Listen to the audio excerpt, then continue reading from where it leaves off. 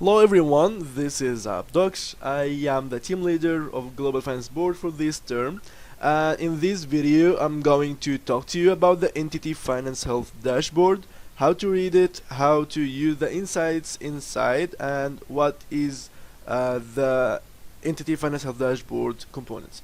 Okay, so I have here an example of the Entity Finance Health Dashboard. So this is the first tab. As you can see, it's an introduction tab. It has the details of what is the Finance Health Dashboard and what to do. Basically, what to do is first you can go to the overview tab in here. You can read what is inside. I will go to this tab later to explain what is inside, but this is the first step, and then you can go to the other tabs and get some insights from inside and use these insights you gathered for your synergy meetings, network meetings, your budgeting, or even for your strategies. And you can use the entity dashboard guides in here for the written guides, and also you can find this video in here. Okay, and eventually this is also a shortcut for your chart of accounts. For the written guides, you can see here, I will go also them one by one, but this is the written guides. It's in the link or the shortcut that it is in the Finance Health Dashboard.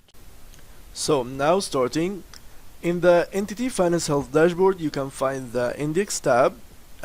You can see you can find all the components of the dashboard inside this index, and also this is the objective of each tab of them. Then for the data check, this is concerned to GFB work, where we make sure that everything in the dashboard is updated. So it's our tab. And then going to the overview tab. As you can see in the overview tab, there is several parts of it. So the first one is the basic details about the entity. So you can see here the finance standards achievement percentage, the profit loss executed for the MC, the budgeted percentage achievement, your currency. The second part is the standards, levels, and indicators, which is this part. Third one is the top 7 issues. You can read them from here. So the financial element that has an issue, the potential reasons. So for example, your financial standards percentage achievement only achieved 88.45%. Look into the standards item, and then which sheets to read to go to for this issue. This is the first priority, and this is the second priority. Then the next part is the basic details about the sustainability levels, financial indicators, and profit loss, which is this part here. And you can see this is the sustainability levels, the financial indicators, and the core performance. And also you can see here, this is the part concerned for the profit loss part. And also you can see some comments over these results, and it's recommended to read these comments in order to understand what these values represent. For more information about the overview tab, you can go to the Finance Health Dashboard document, and then you can go to the overview. You can see these data that I just told you, what means by cumulative. You can see it here in the profit loss part, and then you can go for this for extra elaboration and information. Going back to the dashboard, this is the history executed data. It works as a reference to all the submitted executed monthly data since 2021. It consists of the profit loss statement detailed for the MC and LC as well, as you can see here, and then there is the entity, and then we have the balance sheet detailed for the 3 parts as well, and then we have the profit loss statement summary for MC, LC, and entity. We have the balance sheet summary, and also we have the exchange achieved as well. The same format goes to the budgeted data, but only except for the balance sheet port. And if we go to here, we can see this is further details about the history port. This is the budgeted data, and then we can see here the statement accounts, elaboration. This is for further knowledge. The next section in the dashboards is the sustainability. So here you can see I'm going with the tables first. So the LC sustainability trends table, you can see also the MC sustainability trends table, and there is the entity sustainability trends table as well. The three of them have the same concept and also with the graphs. So starting with the table, you can see the monthly progress of the LC sustainability levels in terms of numerical equivalent of ratios and profit loss of the sustainability levels in this table. And as I mentioned, the same goes with the MC and the entity. In the graph, you can see here, this is the LC sustainability level ratios comparison. It's a ratio between the LC level 1 and LC level 2 executed in the solid lines. The level 1 in the blue line, the red line represents the level 2 executed, and the dash lines represents the budgeted. If we go here, you can see the LC levels profit loss comparison. So level 1 is in the upper graph. The blue solid bars represent the executed, and the yellow represents the budgeted. For the level 2, it's represented in the second graph. For the executed, you can see it in the red bars, and for the green bars, it represents the budgeted. Same as well goes for the MC and also for the entity. The same concept, except that in the MC graph, it shows here that we have the profit margin for the LC, profit margin for the MC, and the entity as well. So you can see here there is the three lines, and as I mentioned, the solid lines is for the executed, and the dash lines are for the budgeted. There is also the sustainability for the products tab. As you can see here, it has the same concept that is in the entity tab, except that it uses a feature called a slicer. So in the slicer, you can choose whatever product that you want to get the information about. So for example, GV, GE, GT, all products, GTA or GTE. But the thing with the slicer is that you cannot choose two products that will cause an error. As you can see here, it will ask you to only choose one product. So you have to go with only one product, for example. That is the way that you get the information. So choosing GV to show the information. You can see here the same concept as I mentioned, the level 1 and level 2 ratios, executed and budgeted. And here you can see the level 1 profit loss comparison and level 2 profit loss comparison. And the same with the, like, this is the incoming and this is the outgoing. And then you can see here the below section, the product sustainability level accounts breakdown. So you have here the broken down direct cost data, and direct exchange cost, and then actually this is the direct and this is the indirect. This also for the budgeted data, the direct and the indirect. And then you have the product sustainability level accounts broken down for the outgoing, direct and indirect. Same with the budgeted, direct and indirect. And then the next tab is the profitability for the projects and business development. Same concept. And then If you want to read further information or details about this, you would go to the sustainability LCMC entity products in the Google slides.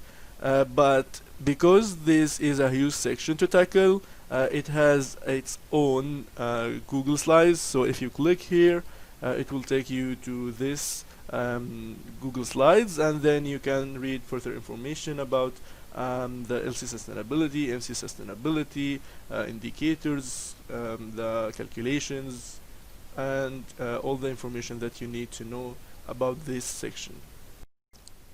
Section 4 is concerned with the products. So here you can see this is the 2021 executed, 2021 budgeted, and 1920 executed table that is representing the monthly progress and cumulative results for these durations. The two visualizations graphs you can see here. First one represents the monthly direct profit loss comparison, 2021 executed versus 2021 budgeted versus 1920 executed, and the second one represents the cumulative direct profit loss comparison, which is what actually happening this term, what is planned to happen this term, and what happened last term. Then if we go here, you have the IGV exchange performance. So in this table you can see the progress of the approvals IGV, realizations IGV, approvals IGV for budgeted, realizations IGV budgeted, and then approvals IGV for the last term, and realizations IGV for the last term.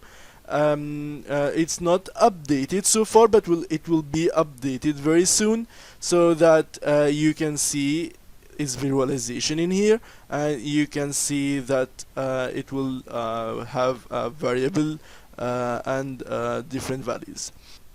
Next is the financial performance versus exchange performance tables and graphs. I will be explaining this on the budgeted.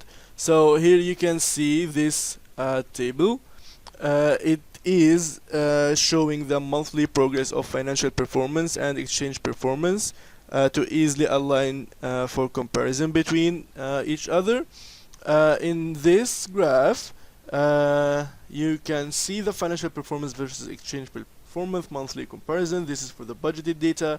It consists of the entity total direct revenue, entity total direct cost, approvals IGV, and realizations IGV for the term 2021. And this is showing the IGV monthly direct profit loss and the IGV cumulative direct profit loss.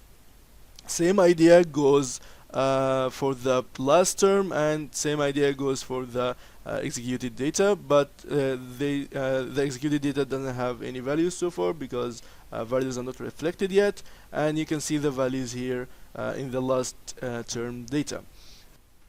Going to the exchange products part 2, you can see here this is the part that is concerned with the direct revenue versus the direct cost breakdown.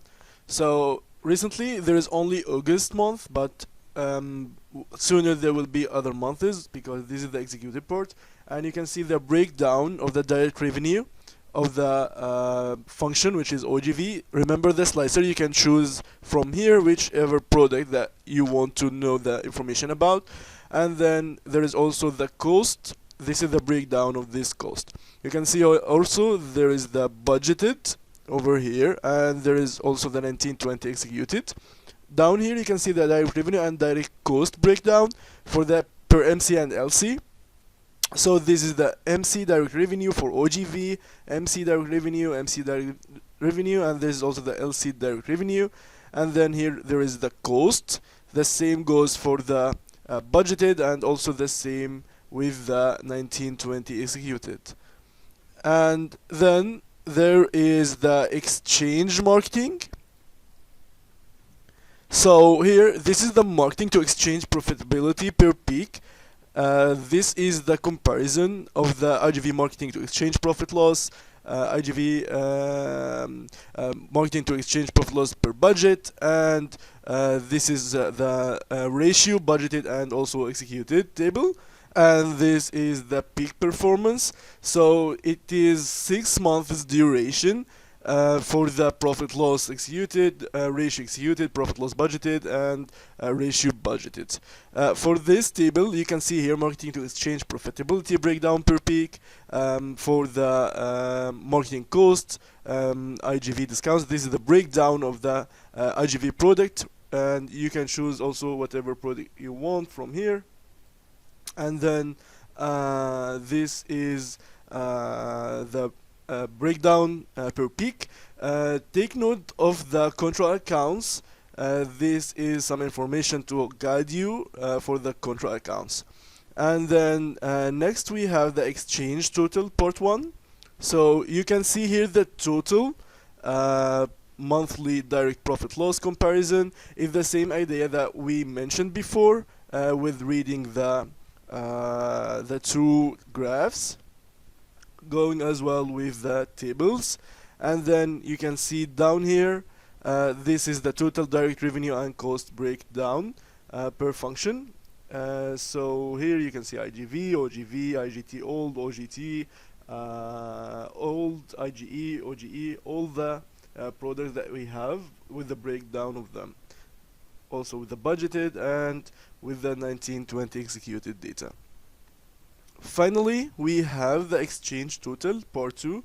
So if we go here, so you can see this is the monthly direct revenue contribution. So for each product, the contribution of it for the term 2021 executed, and also this should be the budgeted, but right now there is no data, and then there is the 1920 executed. And here you can see that this is the cost, and this is the breakdown of it. This is the approvals. Right now, as I mentioned before, it's not reflected, but you can see it here. And then this is the realizations part. Always you can have the Google Slides as a reference for further knowledge and elaborations about this. So you can see here the exchange, information about the slicer, then the profit loss comparisons, how to read them, and then the exchange performance comparisons.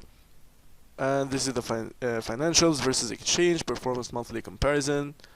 Also the revenue versus cost, and then marketing to exchange, and total products part 2. And next we have the projects and business development. You can see here the following formats explained in exchange section of this guide will be applied for the project and business development data, because when we go to the projects part 1, you can see here the total profit loss LC comparison, which we already talked about before. Here there is the LC projects finance performance analysis. We talked about these graphs also before. And then the business development have the same idea, total monthly business development profit loss comparison. And then this is the cumulative. And for the part 2 has the same idea of the exchange. So you can see here business development LC financial performance analysis. So if you want to understand this, you have to read the exchange part, and then you can apply the same idea of reading the graphs over the business development part. For the section number 6, which is the summary, you can see from the slicer you can choose whichever team you are looking for the data of, which is MC, entity, or LCs. And you can see here also it has the same idea of the before graphs that we mentioned, total monthly profit loss comparisons, and there is the total financial performance analysis. You can see here there is the total revenue executed, total cost executed, and then the profit loss executed for MC, profit loss MC executed for the cumulative. And there is the monthly revenue contribution and the monthly cost contribution. You can see the tables in here. The same idea with the budgeted and the same idea with the last term analysis. For the balance sheet,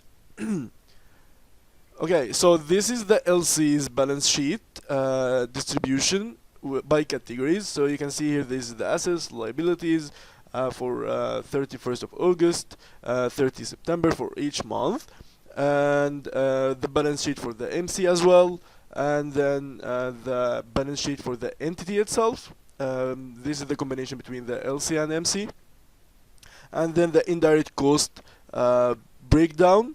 So total monthly indirect cost comparison, total cumulative indirect cost comparison, and here this is the monthly indirect cost contribution, and on a monthly basis. So you can see here each account contribution to the indirect cost, and this is the indirect cost contribution budgeted, and this is the monthly indirect cost contribution for the 2021 executed. Then down here you can see the indirect cost in 12 months total, and so this is the indirect cost in 12 months, 2021 executed, 2021 budgeted, and 1920 executed. And also if you go to the Google Slides, you can read about it in here. So these are some terms that you need to know and understand, and then this is how to read the total profit loss comparisons, and the financial performance profit loss statements, analysis and contributions, and also there is the financial position, which is the balance sheet, analysis and contribution. The final section shows the months. The final sections shows the indicators, starting with the months of cash reserve.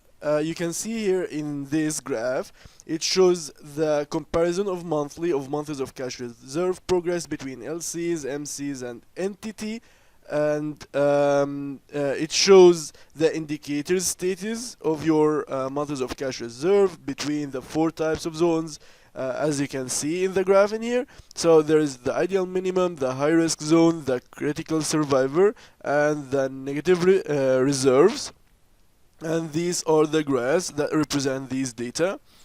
Then we have the liquidity. So the liquidity graph, you can see it has the LC's trends, MC trends, and entity trends. It shows which indicator is the ideal minimum of your cash ratio and current ratio analysis.